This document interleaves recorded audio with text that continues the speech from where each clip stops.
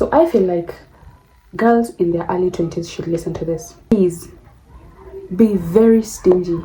Be very, very stingy with your private parts. Imagine you have no business having a body count of 15 in your early 20s. What do you mean? What do you mean? I know that this may sound so cliche and everything, but don't exchange body fluids with everyone that expresses interest in you, or anyone that pays you a compliment, or anyone that gives you a teeny tiny bit of affection. You have no business laying down with everyone that smiles at you, or everyone that sends you small 100 shillings or 500 shillings. Be extremely stingy with your body parts, because honestly I feel like for the most part, especially for the young girls, you don't have much to gain from sexual intercourse, if we're being completely honest. Because typically, the guy you're going to hook up with, I'm assuming, is someone who is young. So, the young guy does not know much. He's not exposed enough. He does not know much. So, at best, he's going to give you like 1 or 2 minutes of weak strokes, and he's going to finish, and you're there lying there, you're confused, you don't know what has just happened because you're not feeling shit. And he has started and finished everything. Alafu, the consequences of everything, the stress of probability of pregnancy and all those other nonsense that comes with all those unpleasant emotions that comes with sex, that comes with intercourse, it's going to lie on you for the most part, because he's going to just dress up and he's going to forget about it. He's going to he's not going to think much about it. So in the long run, like, you have nothing to gain. You have nothing to gain out of it. So just be stingy. Like, be very, like, make sure you vet everyone. Vet them closely. Very, very closely. Take your time. Acha waseme uko na maringo. In fact, kukuwa na maringo ndo the best. Kukuwa na maringo is going to save you. It's going to save your life. Kuwa na maringo. Yani, rate yourself. Put yourself on a pedestal. And you're going to avoid so many problems. You're going to avoid unnecessary stress, unnecessary drama. Keep that in mind. Number 2. Stay away from men who borrow money. Oh my God. Stay away from men who borrow money. For one, a man who cannot even feed himself. A man who has to borrow you money. Babe, please, can you send me 200 shillings? I need transport to get to work. Or can you send me 150 shillings? I need to get to class. Or, Aki babe, can you send me 80 shillings? I buy Indomie. Oh my God, like, what business do you have dating if you cannot even give yourself a decent life? You don't have any business dating, and you as a woman, you have no business. Life is hard enough as it is. Why do you want to foster a grown man into your life? You are getting money probably from your parents or your siblings or your caregivers, whatever it is. Alafu, you want to feed a grown man. Why would you want to do that to yourself? So stay away from men who borrow money. And also, something else, a man who genuinely likes you, a man who is into you genuinely, is not going to allow you to see that side of him. So if he's too comfortable showing you how he's insufficient, how he cannot even afford his own self, how he cannot even feed himself, bro, that should tell you everything that you need to know. Number 3, always trust your instincts. Always trust your intuition. Your intuition is your saving grace. Your intuition is your guardian angel. It's not going to mislead you. You see that small voice that is going to tell you, that's a small voice that tells you, don't go out tonight. Or that small voice that tells you, I don't like the vibe of this person. Or that small voice that tells you, this sounds like bullshit. Or this story does not add up. Or that small voice at the back of your mind that nags you about something. Do not make the mistake of ignoring it. It is your guardian angel. Number 4. 3 is a crowd. 3 is a crowd. Whatever it is, like threesomes, triples, or we are 3 best friends. It is a crowd. It does not make any sense. For one, you are never going to attain satisfaction from a threesome. It is never going to happen. Never. So don't even have those sorts of fantasies. It makes no sense. You can never have like they can never be friendship at the three best friends. It makes no sense. There's one of them that is sidelined. There's one of them that gets talked behind her back. So just forget about those sorts of things. At a throuple, you mean you want to be in a relationship at the two girls, one guy? I rarely see two men and one girl. I've actually not seen that before. So let me speak about the one that I've seen firsthand. At you two ladies, you're claiming that you're in a relationship with one guy. At it's working for us, so that's what matters. It is a lie. 3 is a crowd. Another one. Not all friendships are meant to last forever, and that is okay. Friendship breakups suck. They suck, like they're so painful, especially depending on the depth of your friendship, or if you had thought, or if you imagined, or if you convinced yourself that this is a forever kind of thing. Not all friendships last forever. Sometimes people come into our lives for a particular reason and for a specific amount of time. Don't drag it. The more you drag it, the more you injure yourself, the more you hurt yourself. So if you feel like the friendship has run its course, just let it go.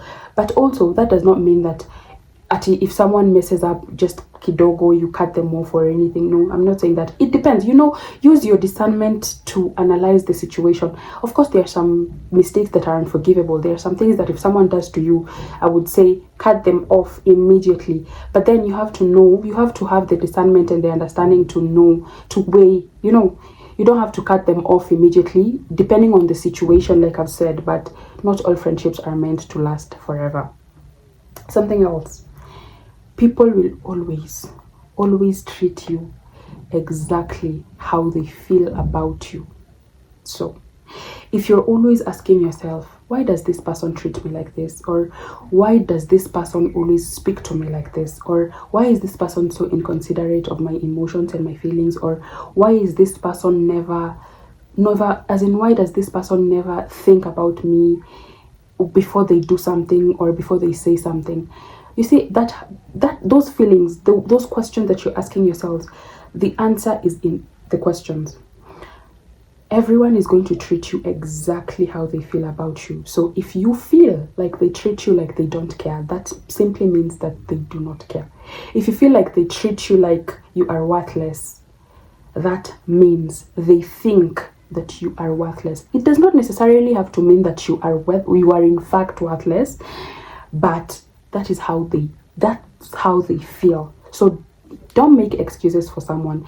If that person makes you feel like they don't care, or if they make you feel less of yourself, or if they make you feel worthless, that is exactly how they feel about you. So you have to decide for your own sake, for your own peace of mind. You have to decide and make the decision that works best for you. If you are okay with feeling less worthy, if you're okay with feeling less of a person every day, if you're okay with feeling like someone does not care about you, if you're okay with feeling insufficient every time, that is entirely on you. So just keep in mind that they will treat you exactly how they feel about you. Something that has a bit of a correlation with that, people always treat you how you treat yourself. If someone notices that you don't value your time, if someone just can call you at any time, you're there and you've shown up, you never have plans. Someone can just call you at 1 a.m. Hi, are you up? What are you doing? Nothing. Can you pull up? I'll be right there. And you are right there. What do you expect? No, seriously, what do you expect? You never have any plans for yourself. You're never busy. You're just literally always a call away. As in, when you don't have a personal life, ata kama you don't have a personal life, pretend that you do. Mind you, even sitting in the house watching movies or watching TikToks or just chilling in the house, that is a plan. And it's okay to tell someone, no, I'm sorry, I have plans. Even if your plan is to just sit on your couch and watch movies, it is still valid. It is still a plan. It's better than just always being out there. You're always ready. You're just a call away. What do you mean? What do you mean? Another one. I've even lost count. So I'm just going to say another one. How they really feel, how they really think is in the jokes You see those two small jokes over some drinks, those small jokes that may sound subtle or they may sound harmless.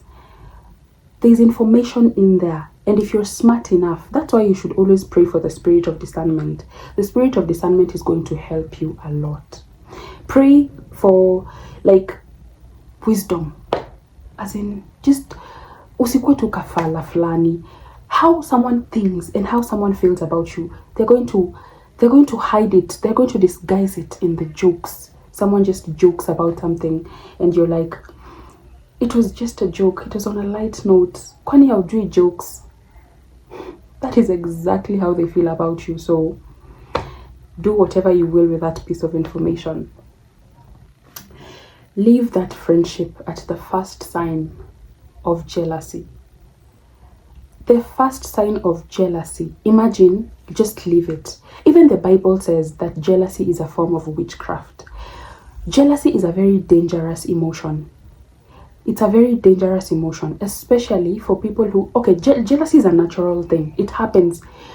I will be lying if I sit here and say that I've never been jealous of someone. Something happens to someone and you're like, or something happens for someone and you're like, why did it not happen for me? Or why not me? When is my time going to come?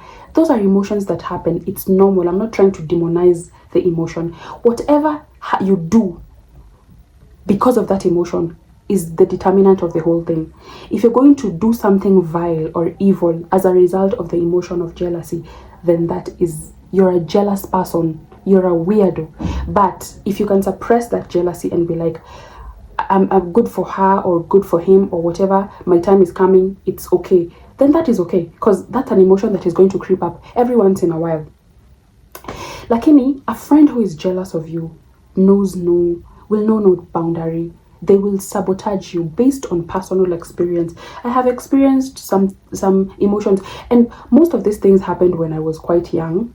And as in growing old, is it really growing old? I'm not that old. I'm just 28. I'm just a baby. Anyway, these things happened when I was in my early 20s, and I was like, I didn't peep that was jealousy. I didn't peep that that was jealousy. But thinking about it now, that was a very dangerous friendship that I was involved in. It was very, very dangerous because there were just those two small comments that someone makes, or those two small things that someone does, and then later on you're like, this person could have killed me if they got the chance. This person could have slit my throat if they got the chance. Finally, please do not exaggerate your position in people's lives. Aki, that shit is embarrassing. It is very, very embarrassing. Do not exaggerate your position in people's lives.